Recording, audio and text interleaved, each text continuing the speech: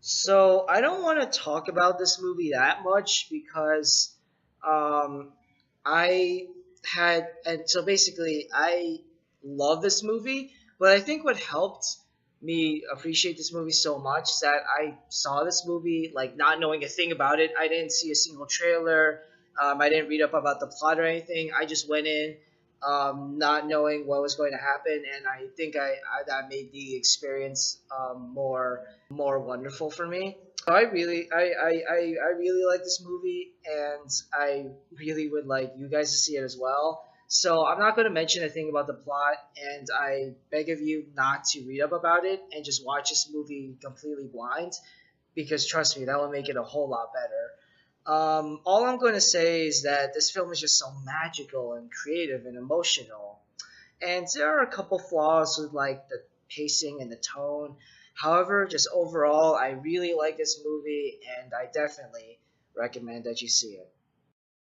So, this odd and beautiful film, which is made with stop motion puppetry, this film tells the story of a man who lives in a bleak, drab, kind of boring and gray world, who is nervous to marry a woman he just met. It's an arranged marriage, but he actually ends up really getting to like the woman he's about to marry.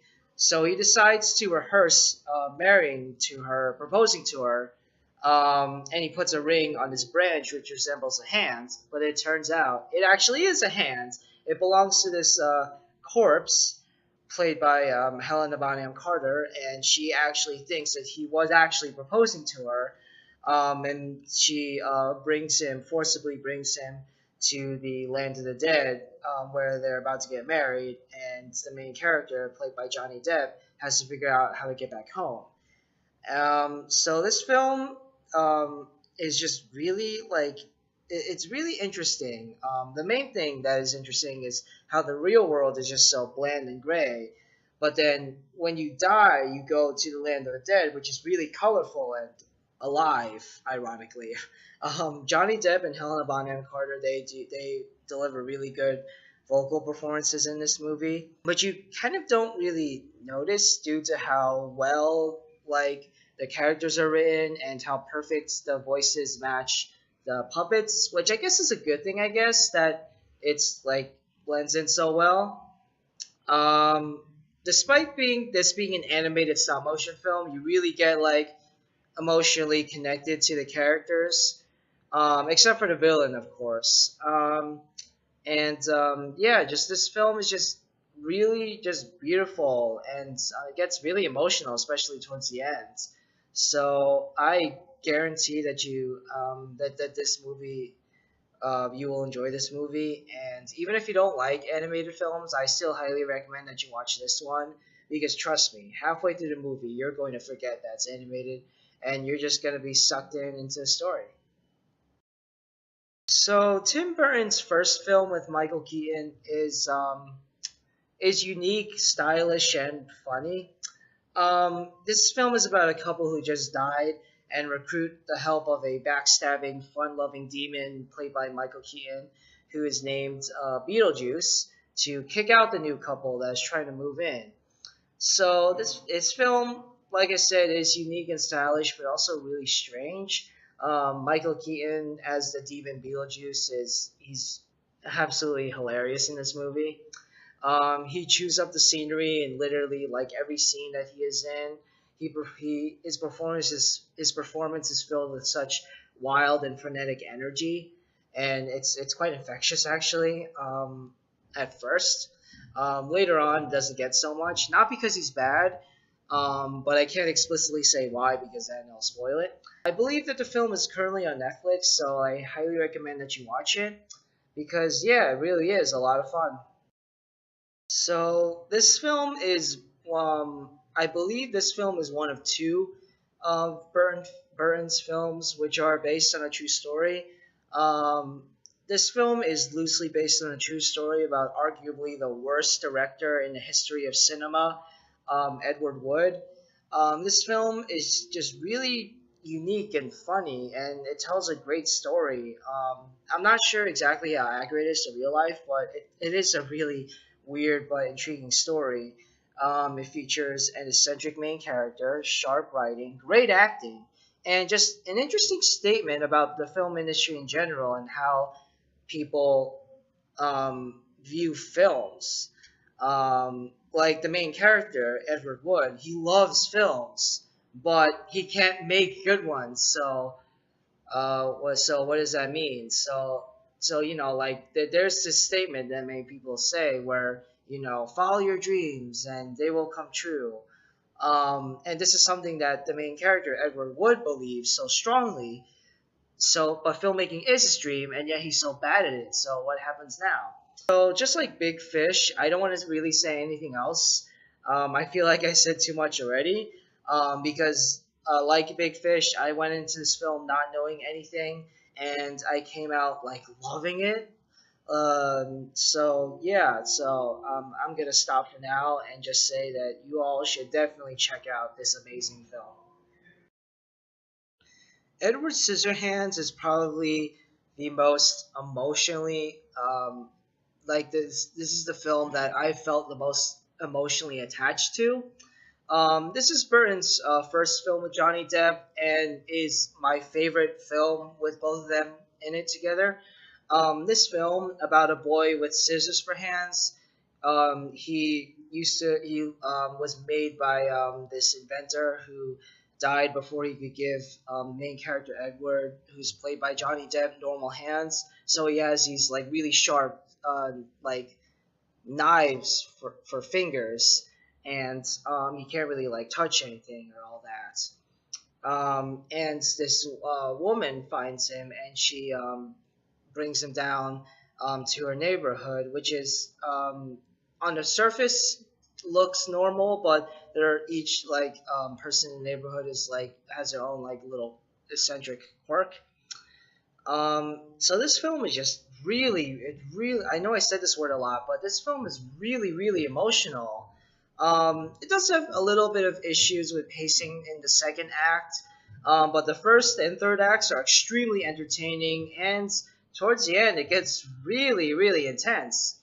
Um, of course, just like every other Byrne film, the production and makeup in this film is incredible, but what really grabs me is the story. It's just so sweet, and it's kind of Shakespearean actually. This film is definitely one of my favorites. But there is just one more film that Tim Burton has directed that is my absolute favorite of his, and that is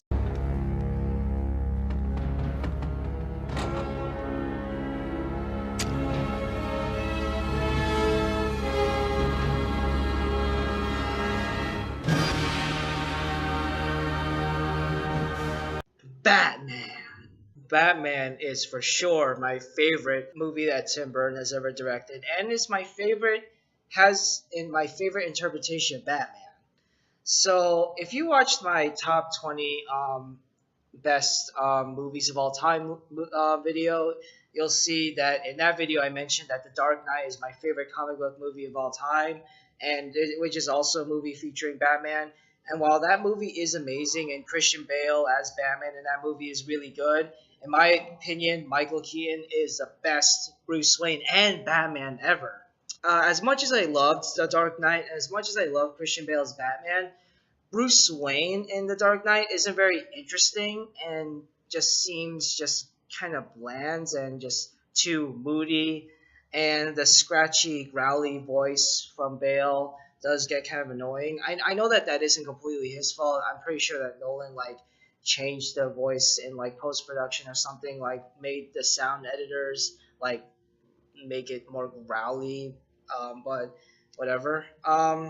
So I have to say that Michael Keaton is my favorite version of Wayne and Batman because both he and Byrne and the writers I'm sure too are able to make Wayne and Batman just so two dimensional. Like sorry, so three dimensional. Michael Keaton is my favorite interpretation of both Bruce Wayne and Batman because Tim Burton, and the writers are able to make both of them just so three dimensional and so interesting and damaged and intriguing. Um, in Batman, in this Batman movie, Bruce Wayne in this Batman movie is the only version of Bruce Wayne where he isn't a completely set in stone character. In all the other Batman films, I feel like the character of Bruce Wayne, is a pretty set in stone character. He doesn't really have that. He doesn't really have to grow. He doesn't really learn anything, or if he does learn something, it doesn't really feel that earned. In this film, when he does like learn something or changes a character, it really does feel earned. But what makes Wayne the most intriguing is that he is actually quite unhinged. Like you see him freak out quite a few times in this movie, and you can tell just like that he still is, even though he's a full grown adult now, he still is dealing with the trauma of losing his parents when he was little, and he never really got over that. And the only way that he can really get over that is by beating up criminals. So yeah, so as much as I love The Dark Knight is a better movie overall, and as much as I like Bale, I like Keaton even more as Bruce Wayne and Batman. And also something about Tim Burton's Batman movie is that nothing is unforgettable. Even like the stuff that doesn't work, like the Joker in this movie dancing to a Prince song, even stuff like that is just so odd and it's its own thing. It's Burton's own thing, which is something that I really appreciate. Is that everything in this movie, even the stuff that doesn't work, is just unique. So even though that the Dark Knight I overall